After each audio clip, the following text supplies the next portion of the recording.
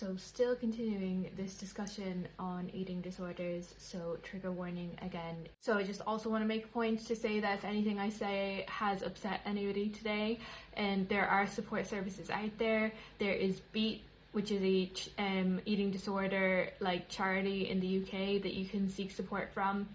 There's also the NHS, which your local service will be able to provide support for you. So do not struggle, you aren't alone. This is a very common issue and it seems to be getting worse and worse. And the reason I have brought up my own history with eating disorders, I struggled when I was younger.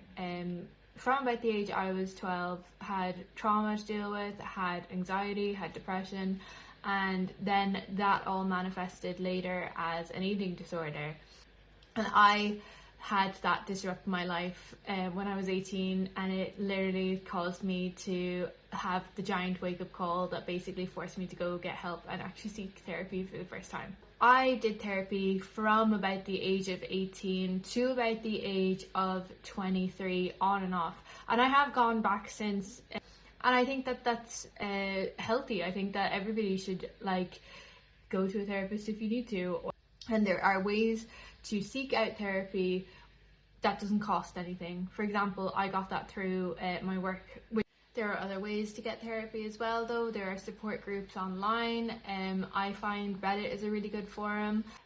So I started therapy at 18, but I feel like I didn't properly recover from my eating disorder until I was probably about 26. And I moved to Scotland when I was 25. The reason I'm bringing up my history with this is because I spent a lot of time healing from this, and as a result, I am a completely different person from who I was when I was going through all of that. And that's not to say I don't have good days and bad days. Sometimes I do have the occasional bad day, but they are so few and far between that I am able to recognize the signs of when I'm getting into a negative mindset and I can get myself out of that. For example, if I don't go to the gym in 3 days and I haven't moved for 3 days, I haven't moved my body and done anything, I've just been like a couch potato or whatever, I will start to notice a sharp decline in my mental health. I will start to feel like I don't really want to do anything. I have no interest in anything, and I start to feel like just not myself.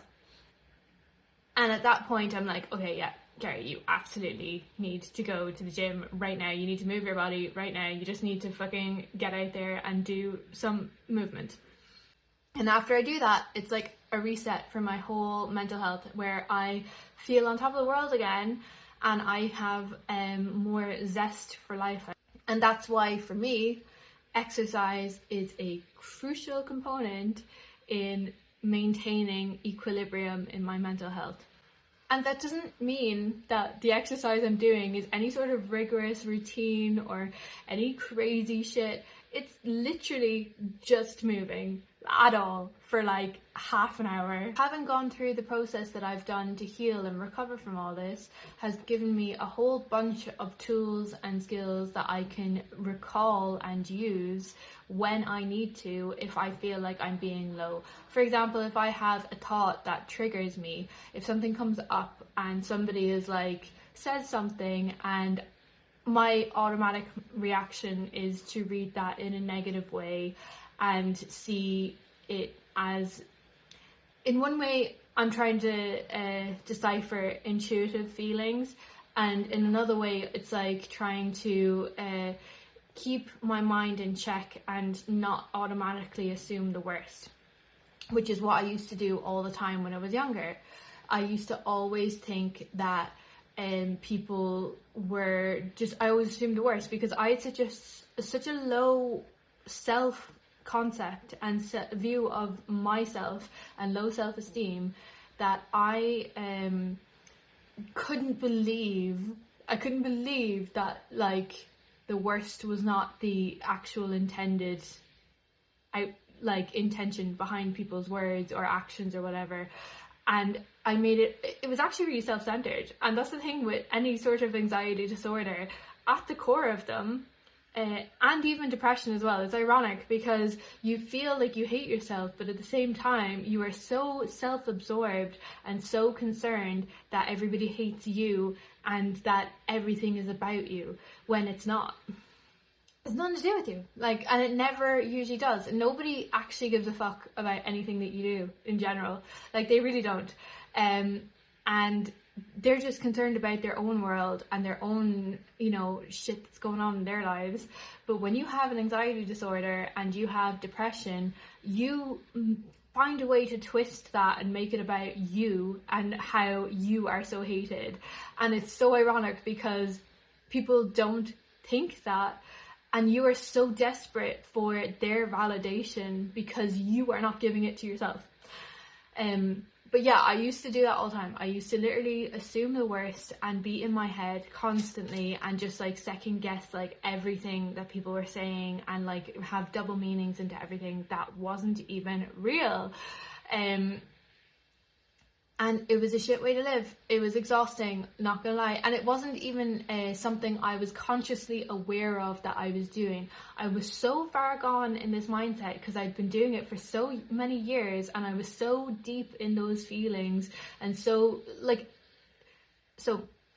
anxiety and depression can be normal feelings, but when you experience them for prolonged time, then it becomes chronic, and if it's chronic for long enough, then it becomes a disorder. So like, it's normal to have anxiety in certain situations. It's normal to feel depressed in certain situations, and let's not glamorize feelings of depression and mistake them for depressive disorder or anxiety disorder, because those feelings are normal. The difference is it's a disorder when it's been chronic for prolonged periods of time. And when you have had those feelings for so long, you identify with them and you become the disorder. You are the anxious person, you are the depressed person, you are all of this shit. Like, it can be so hard to break out of that mindset and those feelings and those thoughts because they are what you've known and identified with for so long. So when you are taking people's meaning to be negative and you're making it about yourself, it's not something you're necessarily consciously doing it. It's like you've been that way for so long that you're in like automatic mode, and that is your default neutral. And again, this goes back to neuroscience, where literally, like, again, like, this all happened when I was younger, where my brain had the most elasticity, and as I got older and didn't start healing until I was like 18, like, my brain development is already like 70% complete, and like, I have hardwired those negative thoughts and pathways about myself for so long at that stage. So again, it's all about learning to retrain your brain. And when you've had those feelings for so long, it feels weird changing the thought. It feels like putting on an outfit that, like a shoe on the wrong foot. It doesn't feel right because you're not used to it. You are used to the self-deprecation, you are used to the self-hatred, you're used to like reading situations thinking everybody hates you. It takes a while for you to break out of that cycle and start to reframe the situation in a way that is positive. Like, and as you get better at that, then you have a new neutral space where you don't automatically assume the worst, and you start to assume the better situations, or, you know, potential for more. Like, you don't have any expectations. You're kind of just like, take things as they are and just kind of just go with the flow and see what happens. Like, you don't literally assume anything, because assumptions make an ass out of you and me. But you learn to be more open to any possibility. And when you are in that space and your brain is at peace and you're able to be, you're in control of your mind and your thoughts, and you are able to be present in moments with others, and you're not automatically living in that space of anxiety, and you're not like jumping to the worst conclusions. You're just in a peaceful space and able to thrive there. Then something else happens where you become more intuitive and you are able to sense different things. You're able to actually pick up on other signals, and you can actually tell people's intentions from how genuine they're being or how authentic they're being. And you can, like, there's just more space for other things to arise within you, where you can get more gut feelings and more intuitions about certain situations. I'm not saying necessarily you should trust that. I'm just saying that because you have this freedom of, like, your mind and you're at a peace, it allows for other things to arise. And this is the same thing that happens in actual meditation as well. When you are at that space where you can, like, pause all the thoughts in your head and you have full control over your mind, it gives your mind, like, freedom to allow other things to arise in you, like inspiration to take ideas, creative ideas, to do more, follow your passions. It's like you have more clarity about your purpose in life, or you're more open to new information coming towards you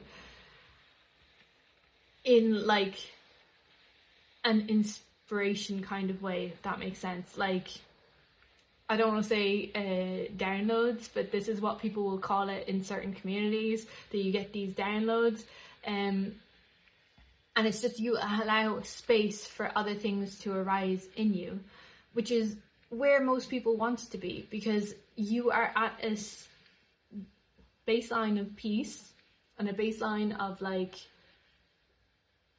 just contentment,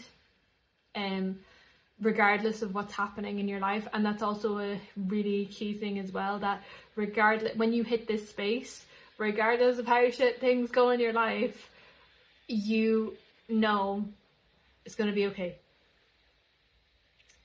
And that doesn't mean sadness doesn't arise when sad things happen. It does, but you have better ways of coping with it, and you understand the transience of your emotions and of situations and how everything is changing.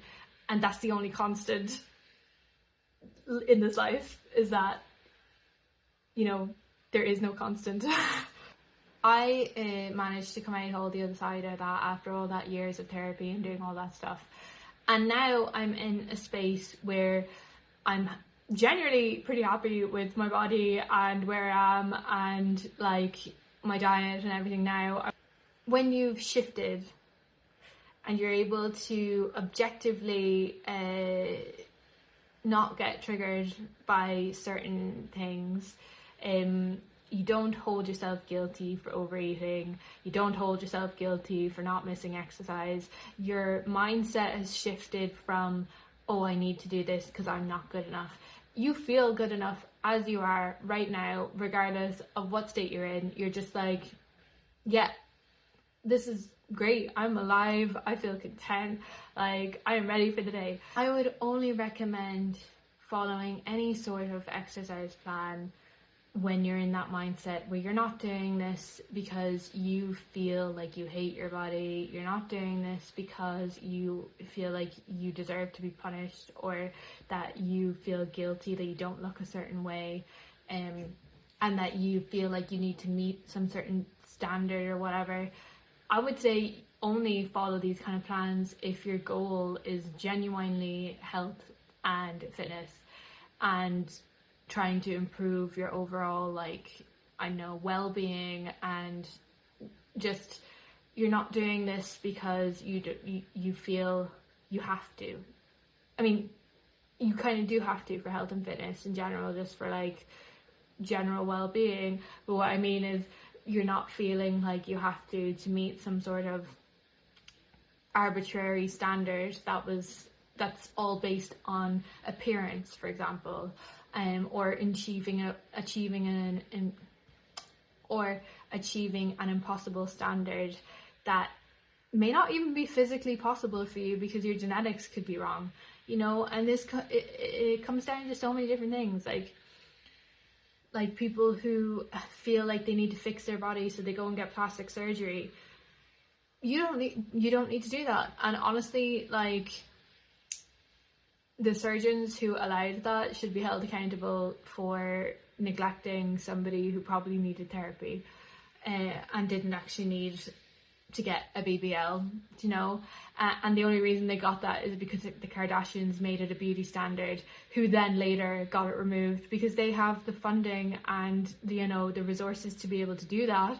But when their fans follow them and follow what they do and spend all their life savings and get into debt trying to achieve the same look, we really need to question why we follow these people and how we allow them to set beauty trends that are extreme, like plastic surgery trends, when most people don't have the resources available to them to treat this like a trend. And they shouldn't either, because it's literally mass risk elective surgery that people have died from, and that people are like literally putting themselves under the risk just to achieve an aesthetic, and they don't even consider the implications and risk of what that's doing to their body.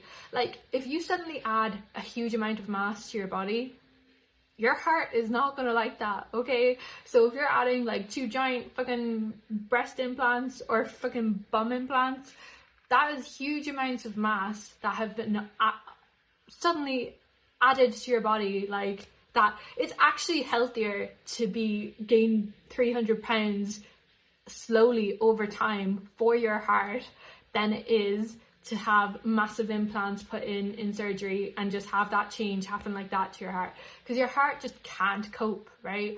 And people don't give a fuck. They literally don't care. I mean, it's pretty fine, I'd say, if you're generally healthy anyway, but if you have a weak heart, I mean, I can't say that. I'm not a doctor, I'm not a surgeon, just disclaimer there. I just have general knowledge about this kind of thing. I'm recognizing though that if I was struggling with my mindset like I was in my 20s, doing some of these behaviors that I'm doing now, like working out and like tracking my food religiously, could potentially be a slippery slope to go back into that mindset. However, I think the difference is how I'm viewing this now, and how I view my body, and how I view my relationship with food, and how I view my relationship with exercise, and how I feel in my body and my skin is so different than what it was when I was going through the illness, that it's safe for me to do that now. But it's also important for me to recognize that this could be triggering, and to be aware of the signs if that does start to go down a slippery slope. And I will notice that if I start to make myself feel guilty for like eating a certain food, or if I miss exercise and I feel guilty. Now, I'm going to be clear, I haven't been like that. I've actually been very okay with overeating, because I've come around to change that point of view, and now I'm like, if I overate, I wanted to overeat and I enjoy it, and I find the pleasure in overeating now. I'm not going to overeat every single day, but if I did it, like, fuck it, I did it, okay? I obviously wanted to. If I miss exercise, like today's going to be a rest day, and I'm doing absolutely nothing today except for housework. And if that's my, if I'm missing that exercise, I'm not holding myself to some sort of guilt and punishment anymore because I miss exercise. I'm literally like, yeah, my body needs it. I need to fucking rest, okay? Like, my body works overtime for me just to keep me alive. And I am grateful for all the things that my body does. And I need to treat it like I'm grateful for it. And that is a huge shift from what I was like when I was in the throes of my illness, which would be like, if I overate, I would be punishing myself. My mind would be constantly being like, oh, Kerri, you shouldn't have eaten that. You shouldn't have eaten that. You're going to get so fat, blah, blah, blah.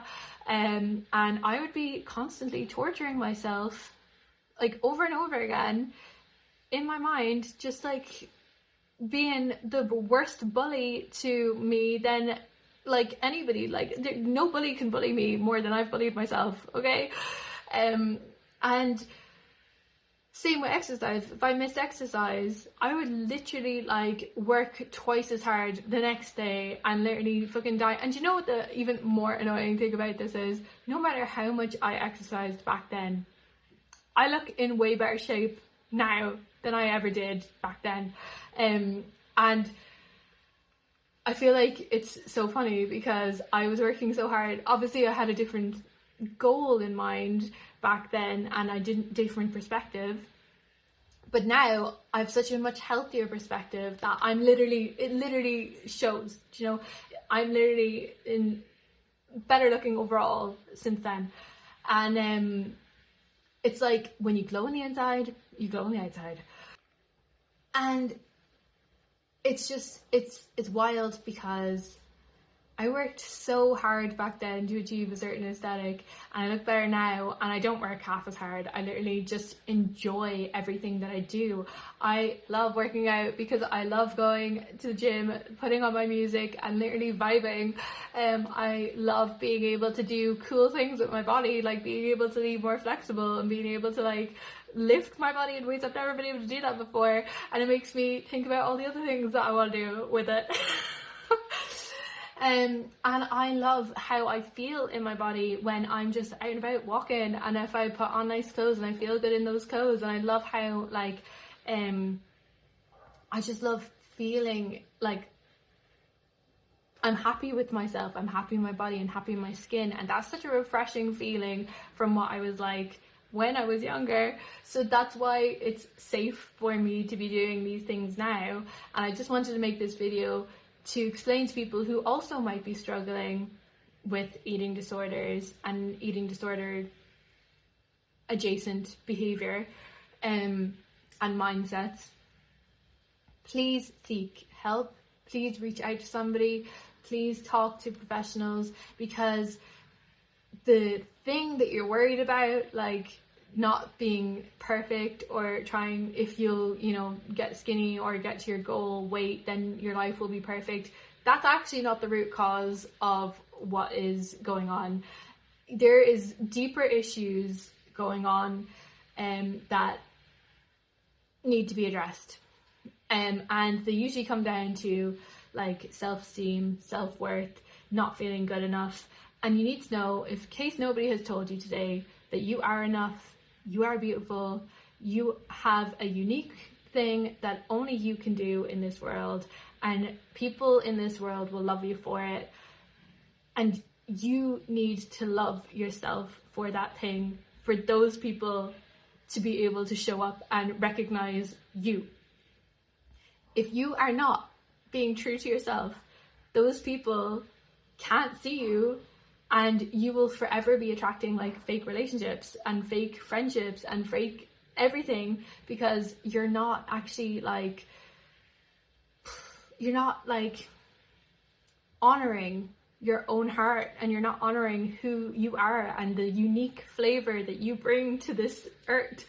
And there's nobody else in the world who can do things the way that you do things. And like, listen to Beyonce. The way she makes love is unique. The way she sings is unique. The way she dances is unique. And that's the same with you. You are equally as unique as Beyonce. You are equally as unique as Taylor Swift and as Sabrina Carpenter. The only difference is they believe in themselves.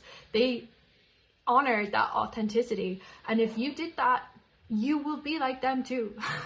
And people will be like, damn, I want to be like them. So, and it will give you the confidence and like desire to pursue your life purpose and to go after the things that you really want, and actually like do good in the world and be of service to others, because you are not self-absorbed with your own issues, because you've healed them. And this is literally going to make everybody's relationships better. But that advice could actually go to anybody, not just people who are suffering with eating disorders. The reason I'm saying this, the reason I'm sharing this whole video, is that if you are struggling like that, it is not wise for you to be focusing on calorie counts. It's not wise for you to be obsessing over fitness regimes, and it's not wise to be obsessing about like body fat percentages or things like that. It is better for you to focus on nourishing your body the food it needs to actually be healthy and maintain, you know, healthy gut health, healthy heart health, healthy digestion, healthy skin, all this kind of stuff is more important than the calories you're consuming.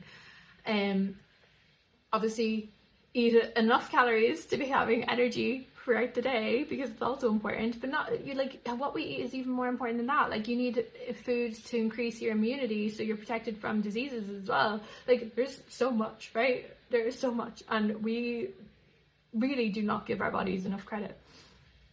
I don't know why my voice is getting so like it's just like, I don't know, let's just deal. And